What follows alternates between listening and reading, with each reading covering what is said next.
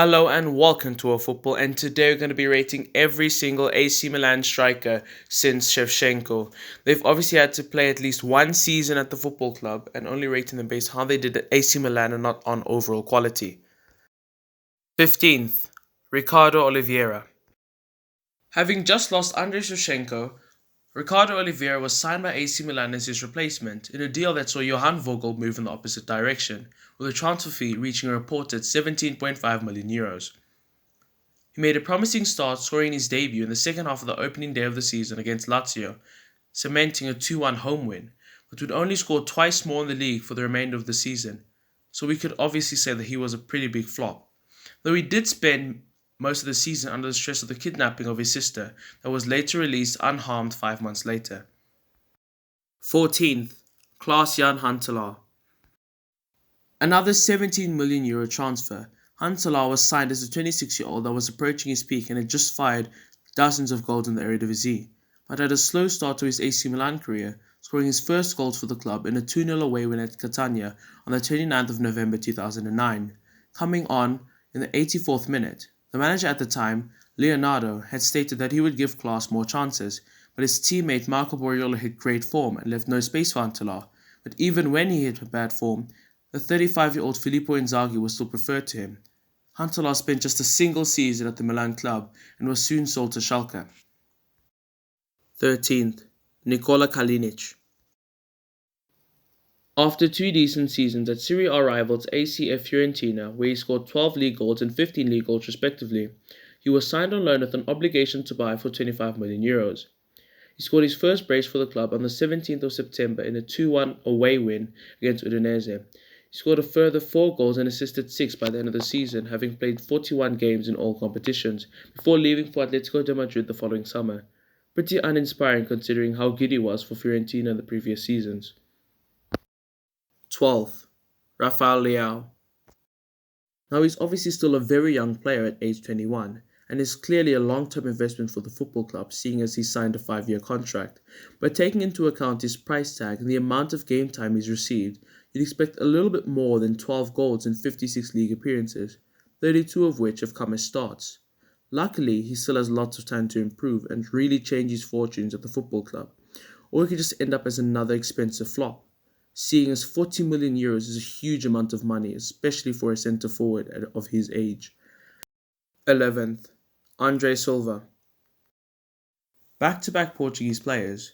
Currently thriving in the Bundesliga for Eintracht Frankfurt with 24 league goals in 28 games at the time of writing, the former Porto striker was signed in 2017 off the back of a 21-goal season for the latter. However, he never really kick-started his career in Milan, scoring 2 league goals in 24 Serie A matches in his only full season for the club, but was fairly prolific in Europe that season, scoring 8 in 14 games, but clearly not enough for the Milanese club, hence he's been sent on to loan. 10th, Gianpaolo Lapadula. Having been very prolific in Italy's lower tiers, scoring a combined 73 goals in 137 games across Italy's 2nd, 3rd and 4th divisions respectively, he was signed for a minimal £9 million at age 26, not really expected to set the world alight, but to provide decent backup for Carlos Bacca. He finished the season with 8 goals in 29 appearances, 2 of which came from the penalty spot, complemented by 3 assists to see off his 12 goal contributions for the season, so 10th seems fair to be honest. 9th, Patrick Sutrone. Having joined the club's youth academy at age 9, he went on to spend 10 years there before finally being promoted to the first team in 2017. He made 1 appearance in the 2016-17 season, but featured in the combined 89 games in the following 2 seasons, scoring 27 goals and assisting 8. This also helped him earn a call-up from the Italian national team in 2018. He's then gone on to play for Wolverhampton Wanderers in the Premier League, Fiorentina on loan, and now Valencia on loan, neither of which he's found any sort of goal-scoring form, only chipping in with 8 in 67 appearances. But to his defence, a lot of them have been off the bench. 8th, Christoph Piontek.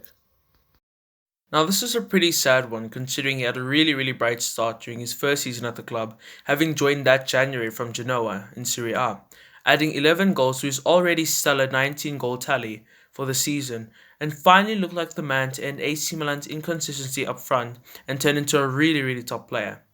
But the arrival of Zlatan Ibrahimovic and Rafaelliao, as well as inconsistent form, meant that his goals and minutes dried up, leading to his transfer to Bundesliga outfit Hertha Berlin last season.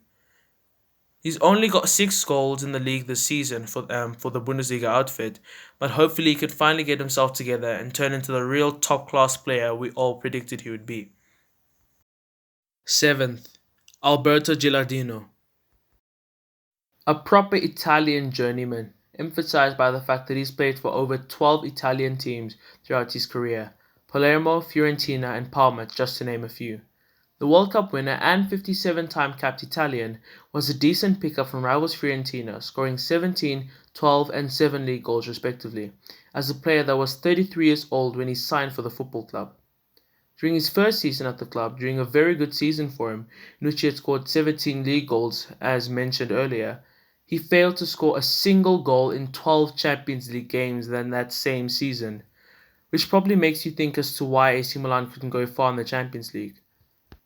6. Marco Borrolo. One of a few players on this list that have had 2 separate spells at the football club, Borrolo was signed as a bargain £8.75 million transfer in his second spell at the club, in which he scored and assisted 28 times in 44 games. Not bad at all, but an uneventful first spell in which he only contributed to 2 goals in 14 games meant that he doesn't get a higher placement on this list, unfortunately for him. 5th, Mario Balotelli. Arguably the most unmanageable player in world football, Super Mario as he was nicknamed has played for both Milan clubs, winning a treble with Inter before later joining Milan after an eventful spell with Manchester City that involved goals, controversy and trophy wins. Balotelli had a blistering start at the Rossoneri, scoring 2 goals on his debut, including a last-minute penalty to beat Udinese 2-1 and take AC Milan into 4th place on the 3rd of February 2013. He scored another 2 goals in his next 2 matches, one including a 30-yard scorcher of a free kick. By the final day, he had scored 12 goals in 13 matches and had helped Milan to a 3rd place finish in Serie A. The following season was not so bright, however, as he only scored 18 goals in 41 games on competitions, as AC Milan had a meltdown of a season after selling many key players and slumped down to 8th position, leading to Balotelli being sold the following window. 4. Ante Rebic. Now this one surprised me, as I didn't expect him to have contributed as many goals and assists as he has with relatively limited game time, but since joining from Eintracht Frankfurt in 2019, he's clocked up 31 goal involvements in 58 games, or 1 direct goal contribution every 111 minutes of football. Pretty decent stuff, to be honest. Also taking into consideration that he's very versatile, an established international, and is only 27 years old, and has clearly given the Milan-based club something to think about, as he's recently signed a new long-term contract with the football club, making his loan move from Eintracht Frankfurt permanent. 3rd, Carlos Bacca. A reliable goalscorer pretty much wherever he's played, the Colombian centre-forward was brought to the club for €30 million in 2015. He proved to be a decent signing for them, as he scored 34 goals and assisted a further 8 in his relatively short spell at the football club, lasting only 2 seasons. His statistic of scoring or assisting pretty much every other game is only topped by 3 other former Milan strikers of the past 15 years, including the legendary Filippo Inzaghi, though he was in the later stages of his career, giving him 3rd on this list. 2nd, Alexander Pato. The fact that even after his slow and abrupt end to his AC Milan career due to lots of injuries, he still placed 2nd on this list, even more incredible considering he joined the football club aged 18. Seen as a true wonder kid in world football since he burst onto the scene in 2007, he scored goals left, right and centre with his quickness, agility and excellent technical ability. Former managers such as Carlo Ancelotti likened him to other brilliant Brazilian attackers like Romário and Kaká. This was all capsulated when he won the Golden Boy Award in 2009, as well as helping his club to a first Serie A title in 7 years in 2011, with his 14 league strikes in just 25 games helping them. 1st, Zlatan Ibrahimovic. Another player that's had 2 separate spells at the club, but the only one that could finish first with either one of his separate spells. He's one of the most decorated footballers of all time, has over 560 career goals, has scored in each of the last 4 decades, and is widely regarded as one of the greatest strikers of all time. His first spell at the club coincided with 56 goals in 85 games, as well as the Serie A title. His second spell arrested Milan's poor form coming into the new year and turned them into one of Italy's most formidable sides. He's also carried the form into this season, scoring 15 goals in 17 league games at the time of writing, leading them to an unlikely title challenge and has them second in the table, on course for Champions League qualification. Anyway, that's the end of the video. Don't forget to like, share and subscribe if you'd like to see more videos like these, and thanks for watching.